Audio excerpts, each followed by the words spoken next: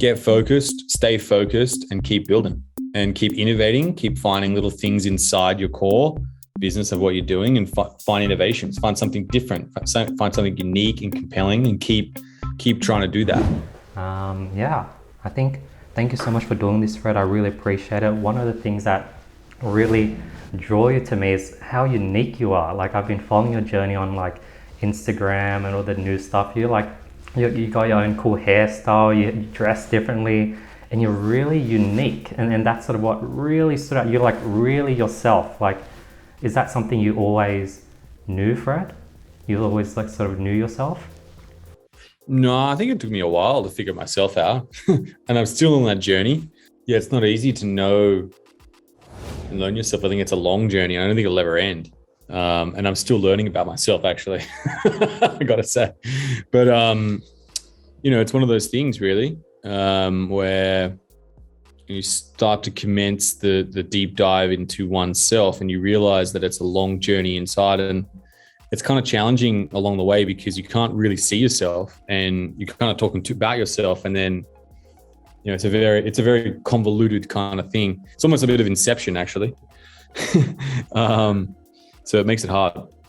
Seeing you just be so uniquely yourself, it sort of really does give people like me like, oh wow, it's okay for me to just be me, lean into my different quirks, and sort of even get to a point where it's like you're sort of putting it out there. And I think that's something a lot of people struggle to do, where everyone just sort of naturally just fits in and dresses the exact same way and talks the same way as everyone else. Yeah, I think I just, I want to be myself. I like who I am as a person, very comfortable with it. And I guess, another way I see it is other people's reactions are their reactions, not mine. So I just carry on. I don't really think about it too much. I just sort of just do my thing, Yeah. What sort of catalyzed you to get into sort of the social media world, start building your personal brand? Because I've noticed that's something you've been going hard with over the last year to 2 years. What catalyzed that? I don't know. I just thought it was an area where, I was good at, but I wasn't great at. And I thought, hey, this could be something I could really start to amplify. And Michelle, who is, works on that, Schebesta Ventures, really that brand. And she, she's the master behind that all. I guess I sort of can, participate, and I sort of be myself. And, it's not easy to keep doing that, but it's definitely one of those things, It's like a venture, really. It's an adventure as well. I don't know. I just thought it was something I was kind of good at, and I think it brings a lot of awareness to Finder, and I think it's a good thing. What's your thoughts on like the balance between being focused and sort of just doing one thing versus like doing a bunch of different projects, NFTs, personal branding, working on Finder.com? Did you recommend starting with focus, or what's your view on doing as many things as you can versus like focus on one thing? I think it's focusing on less things is better as best you can. But I think, once you get to a certain point, you get some systems and rhythm and sort of processes, then you can sort of expand past that. Yeah, I don't think it's not a good idea to do that in the beginning. I think it's better to focus on just one thing.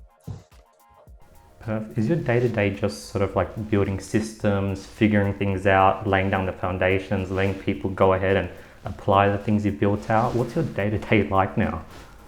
Day-to-day is obviously I've got 3 kids as well, so I'm do a lot of dad stuff as well, and I try as best I can to then organize and get a few key things.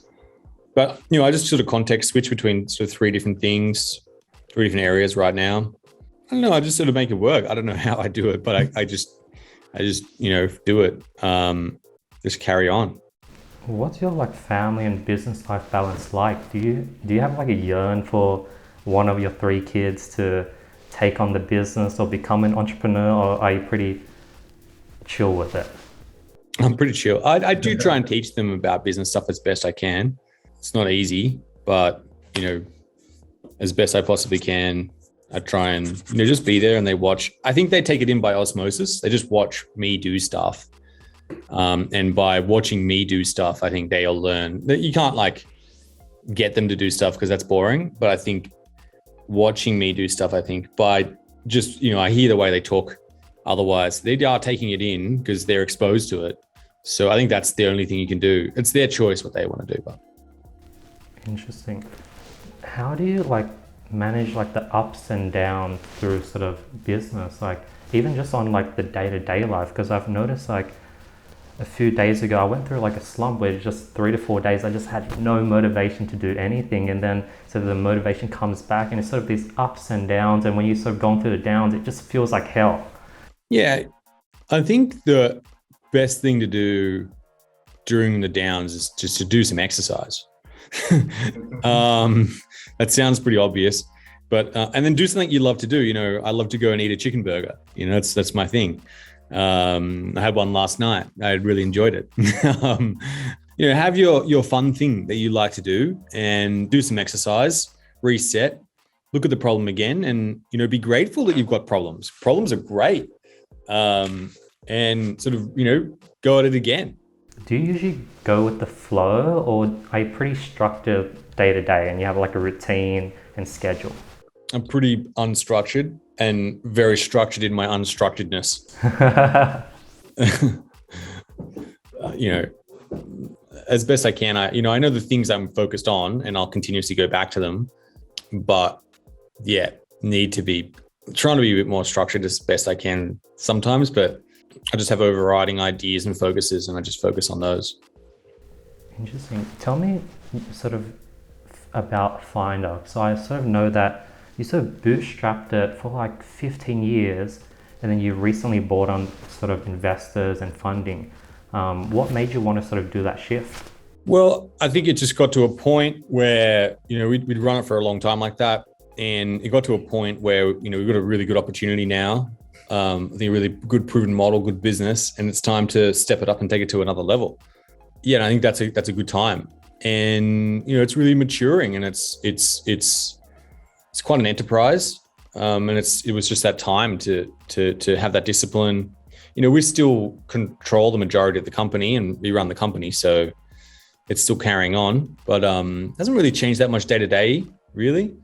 It's just more, just carrying on.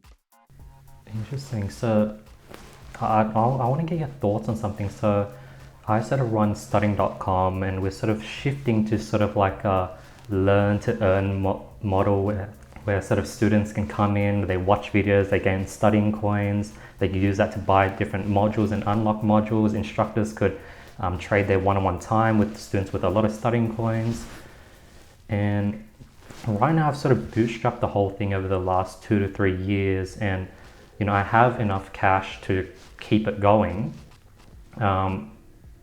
But I'm surrounded by friends and peers that are raising capital, getting money, getting grants, getting all of this stuff, and like it sounds very sort of lucrative. It's like raise money, get a few $1 million. But at the same time, one, I'm giving up equity, and two, if I had an extra $1 million, I don't know if I'd be able to move faster. Like I'm already maxed out with the amount of money I have on my own.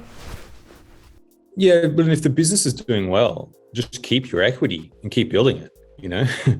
There's nothing wrong with building slow if it's a good business, right? Who cares? As long as you're building and growing, and that means you get to keep more your equity. You're in more control. So if you sell off, and you raise money early on, the shot is that, maybe the company's worth more in the future than it is worth, for what you sold it for today. But you don't get any of that money and you also get diluted, right? So you kind of have sold out some of your equity. I think it's just really important when a company goes through that and you make those choices. I love bootstrapping companies. I think it's great. Now, I recently shifted from, we used to sort of have a course where we'd charge people $3,000 to $5,000 and teach them about e-commerce marketing, help them get into drop shipping. So we had a course and it felt like it was always a constant grind, having to run ads, close people, have a sales team. And it was like one person in, one person out, and the flywheel effect couldn't kick in. So recently we've been pivoting to just making the course completely for free and adding in referral mechanisms. I'm sort of reaching a ton more people because it's now free and it's like a valuable product that used to be, you know, $3,000 to $5,000. Now we're making that pivot. My fear is, what if that doesn't happen? What if the referral mechanisms don't work? What if we don't reach a ton more people because now the course is for free? And I know you have experience with Finder where it's like all, you know, you guys are free, you guys monetize through referrals. You have that sort of traffic model. What's your thoughts on that? I don't know, man. Like, it's your business. It's not mine. Yeah. It's pretty deep question. I need to understand much more variables, but yeah, I'm not sure. Like, obviously it depends on your economics. You got to test and learn and see how it goes. And you might have to pivot again. You might not. It just depends. I just, yeah, it's hard for me to answer that because, you know, it's your personal circumstance. I can sort of talk in generalities that, you know, provide as much value as you possibly can, and people will really value and appreciate you, and then they tend to want to give back. What was the monetization plan for Finder for like the first 15 years?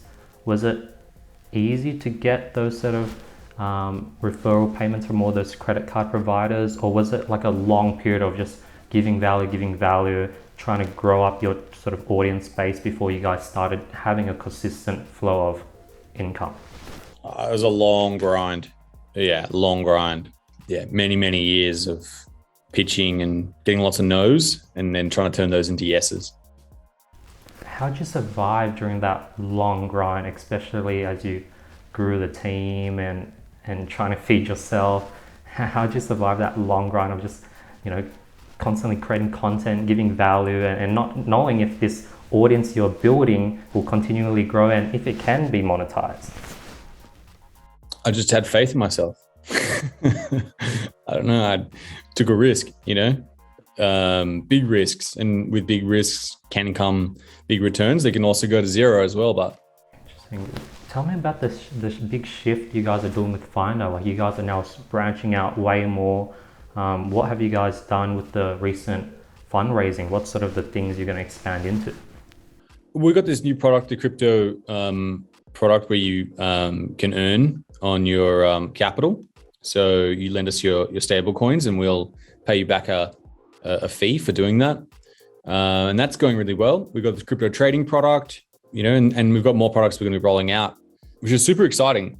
And yeah, obviously we've still got the comparing and saving money business as well. And so we sort of add the two together. And as I said, it's incrementally growing and getting better every day.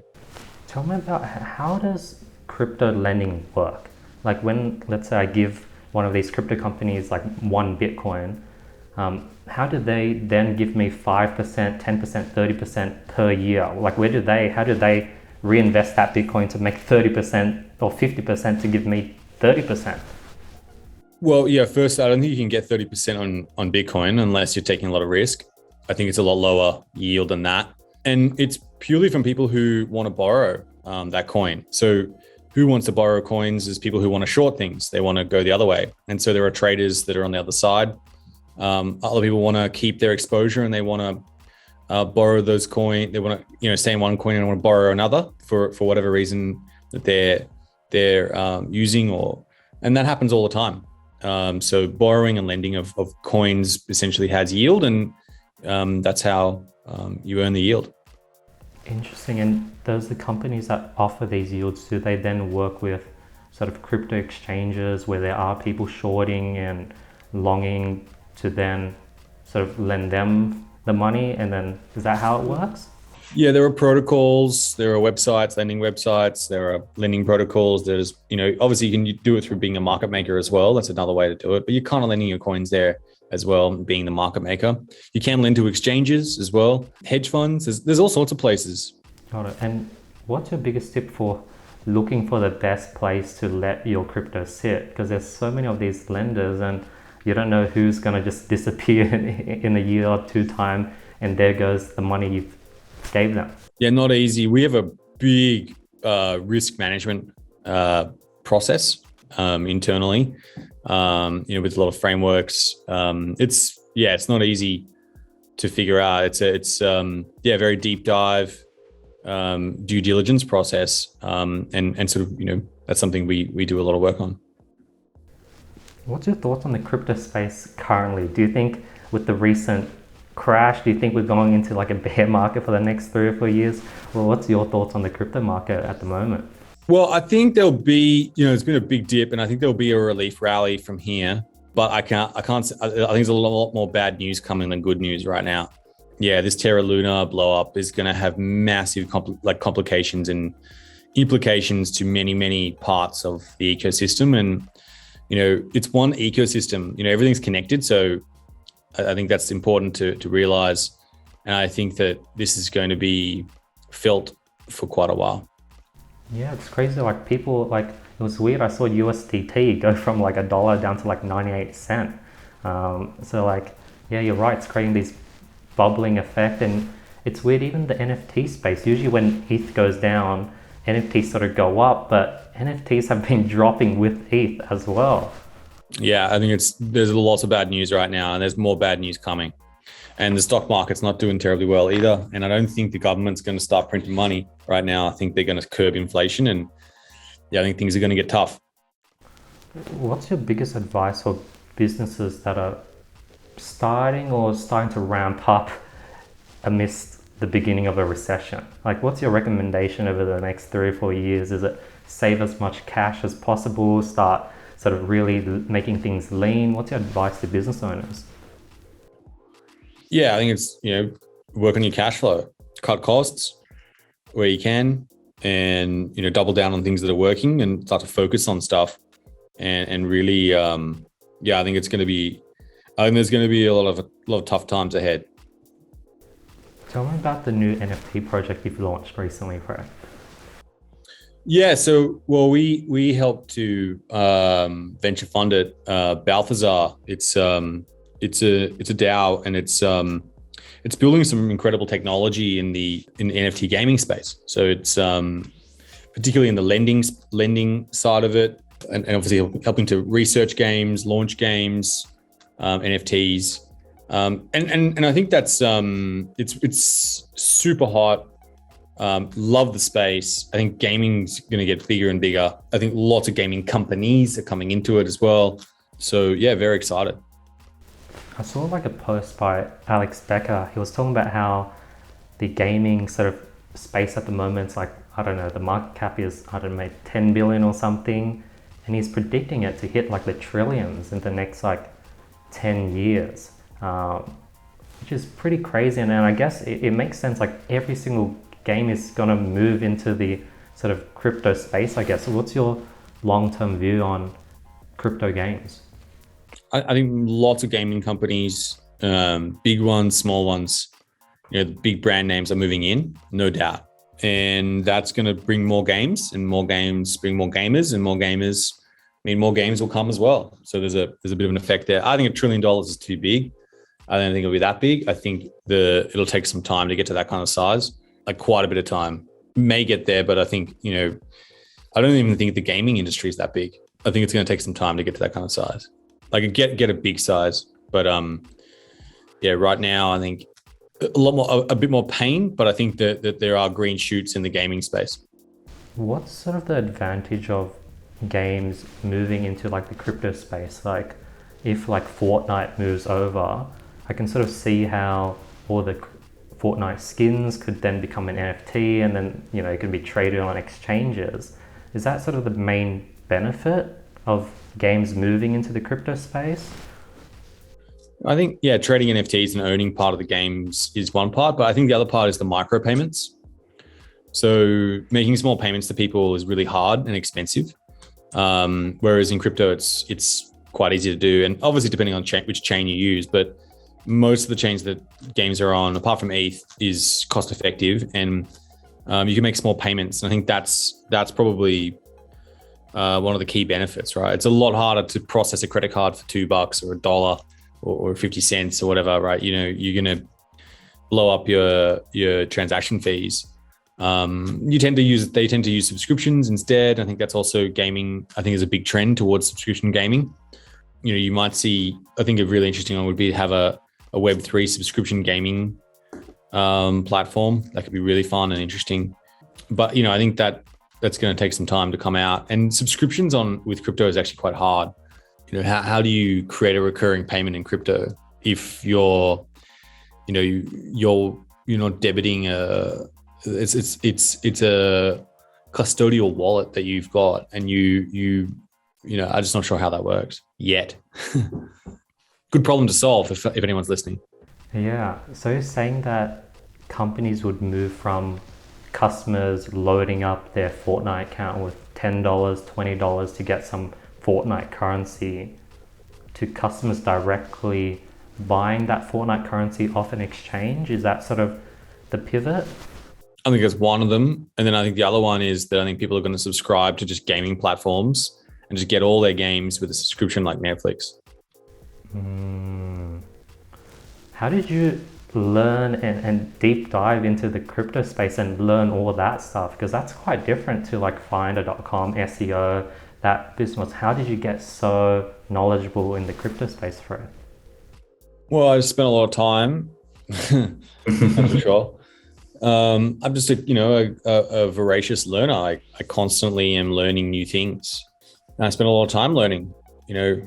I'm not like the smartest guy. I'm not like the most well-read, but I've read a good bunch of stuff, and I try and read more as best I can and educate myself. But there's obviously more and more that need to read, and yeah. I've been trying to read a lot more over the last 2-3 years, but I do feel like it's a grind. Like last night I was reading and like I had to put in effort, like to not pick up my phone and watch a YouTube video and be like, hey, like let me read before I sleep tonight. But then some people, like all these entrepreneurs like Bill Gates, well, they seem to just love reading. Do you learn to love reading, or is it like a grind in the beginning? So I think if you watch a YouTube clip or you read an article, it's kind of a summary. Whereas if you read a book, you actually get the core. I think that's the difference. You listen to a podcast, yeah, it's good, but it gives you a top level. If you want to deep dive, learn something, you should go and read a book. Books are edited. There's like huge amounts of work, curation that's taken to make book. Obviously, when I wrote my book, it took a long time. There's a lot of work. It's huge amounts of work go into making a book.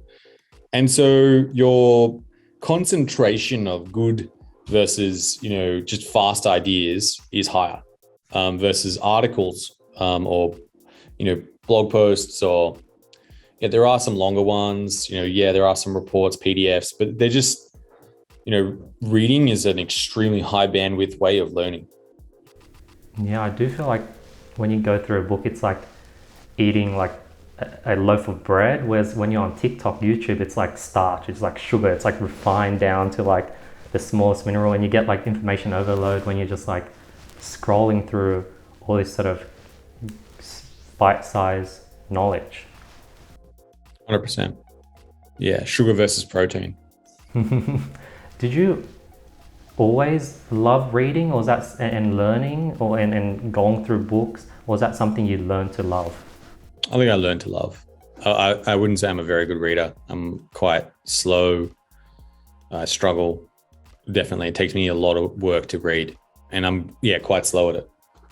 Yeah, I used to be taken out of class to like get help from with reading, and only the last 2 years did I learn that when you read, people take snapshots of many words. Like I used to read one word at a time, and I just didn't know how to read. Like I bought a book on how to read faster, and it was like, oh wow, you should be taking snapshots and looking at the whole sentence at a time. And yeah, it's still very difficult for me. I still read one word at a time. That's awesome. Tell me about the process of creating a book, and tell me about the collaboration you do with Fonzie, and like tell me about that whole space and what made you want to read the book, what made you want to collaborate Fonzie, and the plan behind it.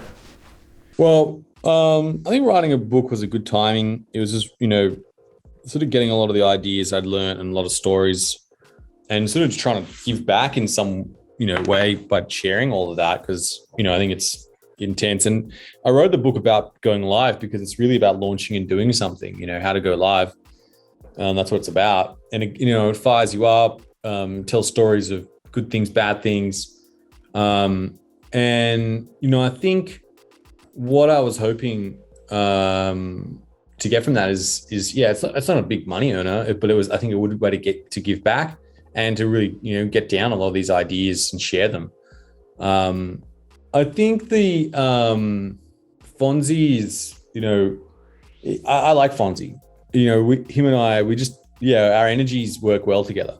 It's just a natural thing. Yeah, I don't think it's just, we both choose to do stuff together. I don't think it's necessarily a terribly complex thing. It's just when two people kind of come together and they're like, oh, I like you, you like me. Cool. Let's hang out. And what can we do together? Oh, let's do this. All right, cool. Yeah, it's just a natural thing. And then it sort of will make sort of the one, you're sort of learning from the best when it comes to growing your social account, and two, him sort of working together and collaborating, you're going to grow at a much faster pace, I guess. Yeah, and I think in some small way, he learns from me, and has a sort of a, someone he can talk to and, yeah, just, guide in life. And yeah, I think it's maybe something around that in some small way. That's awesome. Yeah, I love Fonzie. I've known him for 2 years. We're not that close. We like chat every 2 months over the last 2-3 years. But he's like really great, kind soul. And he's like really uniquely himself as well. And I guess I can definitely see why you guys match. Yeah, it's fun. Do you see yourself launching and writing a new book every, say, 10 years? Or has this process and how tough it is like, okay, maybe I'll only do this every like 30 years? I don't know. I think I've got a lot more things, a lot more lessons to learn. And then when I'll have some ideas and I'll write something then. How do you recharge, Fred? When you're exhausted, what's your sort of hobby or what really helps you recharge? Well, I try and exercise. So I've been rowing recently. I run every now and then as well. I haven't run as much. And then it sounds strange, but I'll just sit in bed and play computer games. It sounds weird, but I find that very relaxing. What games have you been playing? I play either Minecraft with my two girls, or I play Factorio. I love Factorio. Interesting. Tell me about the crypto mansion. Like, it's so cool how it's like you've really like turned it into this sort of show as well. Like all the real estate sort of shows, like that's in it, and like it's like the center of you as well, and you've sort of branded a house. Yeah, I think, felt like the crypto castle because it is. I don't know. I think it's just, it's where I live and it's my family's place and it's got a beautiful energy. And, I want to give my family something, a beautiful place to live and grow up. And, I think it's just something which I think is just important to me. Deep down, I have a very private personal life as well that I keep, to myself and to my family. And then I have an external persona as well. And, I kind of, lavish that a little bit and sort of make it up a little bit. So it's sort of a character, I think, to some extent. And then, just sort of build from there. It's like I'd say I like unique things and I like unique places, and this energy in this place just worked for me. It just felt right. How often do you lean on your gut feeling, feel out the energy? That's something I've been like hearing more and more, and I sort of do believe that there is we're surrounded by this energy. What's your thoughts on all that stuff? I think we are all energy fundamentally. I just feel it. We're all in the universe. We're all connected, and I think there's sort of things in the universe that we don't understand, and it's hard to disconnect from this universe, right? In some small way. because we're all part of it. Just the way it is. Yeah, I don't know if it's like placebo, but I've been sort of doing this thing where when I am sort of a bit more tired, I try to like breathe in, and I feel like take a deep breath and breathe in the universe's surrounding energy, and then open up my pores. I don't know if it's placebo, but I do feel like, I can sort of recharge, and having plants around the house and having things that are alive, you sort of, it helps with your energy. Yeah, I think that's great. It's tough to, if you find your play spot and you find that, and I think that's what sort of COVID also taught us is, we make our place around us that sanctuary and that beautiful place. So yeah, I think it's really important. So second last question, what keeps you going, Fred? Once you've sort of hit your sort of goals, or, what 20-year-old self wanted and hoped for, and you've got those things, what keeps you going? How to be just as sort of not risky, but how do you make the same sort of tough decisions so that you can continue growing at a similar pace and not sort of top off? What keeps you going? I think I just love to win. Yeah, as weird that sounds, I just love to win. And I try and that just comes from a natural place where I love to win and I love to compete and I love to be the best version of myself. I just always try and be the best version of myself. I don't know. That's what comes out. And so from that place is a natural energy.